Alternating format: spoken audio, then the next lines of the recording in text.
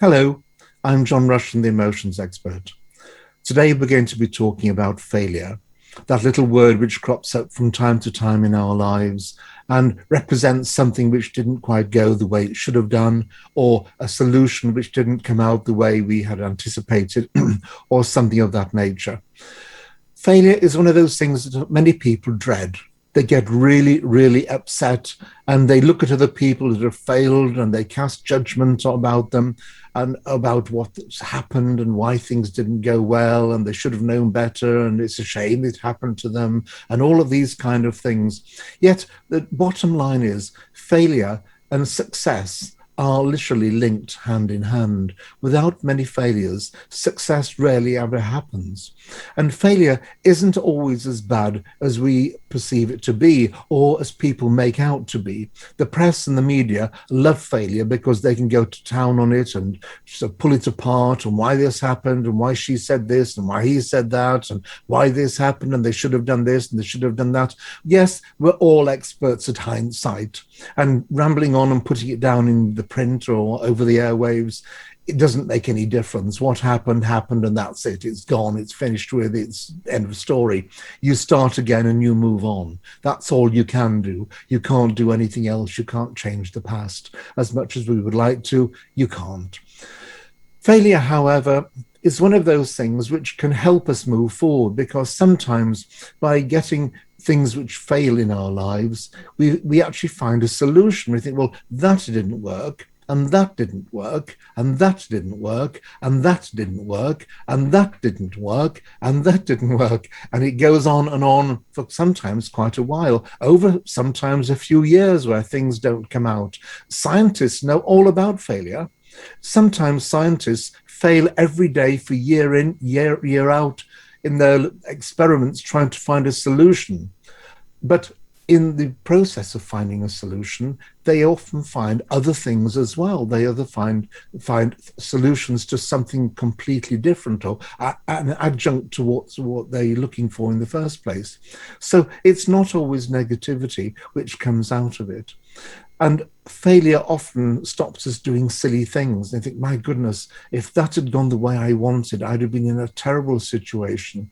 So we've got to sort of look at sort of the attitude of failure with a pragmatic feeling, because this makes it look even better for us. Failure isn't what other people perceive. If you do something and people say, oh, but you failed in that, do you want to do it again? But this is all about them, their feelings about themselves. This is all about their own inferiority, their own fears, their inhibitions, their anxieties, their tensions, their stresses. And so why they say, oh, do you think you ought to do it again? This is about they wouldn't do it, but then again, they're not you. They don't think the way you think. They don't know what you know. They have no desires or ambitions like yours. So really, you haven't got to listen to them too much, because they're only reiterating what's in their own thought process and nothing more. When failure strikes, sometimes it's a big blow to the ego as well. You've put a lot of time and energy and money. Maybe you have sort of incorrectly said too much about it to other people, because talking about your plans to everybody who's around you isn't always the smartest way forward. Quite often, if you talk about your plans to everybody and all and sundry, or anybody who's got an ear to listen to it, you're diluting the prominence of those plans, the importance of them. And you may not realize that, but to yourself, what you just said, you've diluted everything. The strength has gone. And once the strength goes, you don't do things as proficiently. And this is quite a strong thing. If you've got something in mind to do it, show people when you've done it, and don't tell everybody about what you're doing in the process of doing it. If you need to tell somebody, tell your best mate, your friend, or whatever, your partner, but don't go around telling everybody, because they will only keep on about you. Have you done this? What's happened to that? What happened to? And if it doesn't come out, it'll be even worse, because they'll actually add to it, and it's none of their business why it hasn't worked, but they just feel it's something smart to say. It's not smart, it's stupid, but nevertheless, that's what they say. So failure is one of those things you need to keep to yourself and to keep on going. And don't be upset or frightened, because failure, you get 10 out of 10 for failing. It means you've tried. It means you've put effort into something. It means you've done something. Those that sit on the sidelines and do absolutely nothing get zero. They get zilch. They get absolutely nothing for not even trying.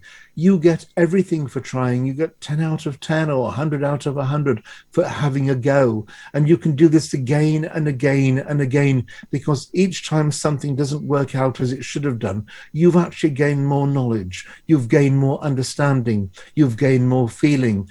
And it's not only that, it's the ancillary things around the failure, which you've actually gained more presence with. You get to know more people, what to do, where to go. Your confidence gets built up, because if it fails and it doesn't go right, you know exactly what to do, where to go, how to do it. Mentally, you're becoming stronger, because your mind is understanding of what failure is all about. It's not just that stupid person saying, oh, look, you failed. Oh, you shouldn't have done that in the first place. I bet you didn't do, and all these kind of pathetic, stupid things from brainless people. Don't listen to any of them. This is your life. Do whatever you need to do. Fail as often as you need to fail, because all of a sudden, when you succeed, it will succeed with great success, not just a little bit, but a great success. It will come to the fore. You will see everything coming together, and you will feel very good about it, because you'll know all the solutions, what to do and what not to do. And that's very important, what not to do. It'll be something which is ingrained within you.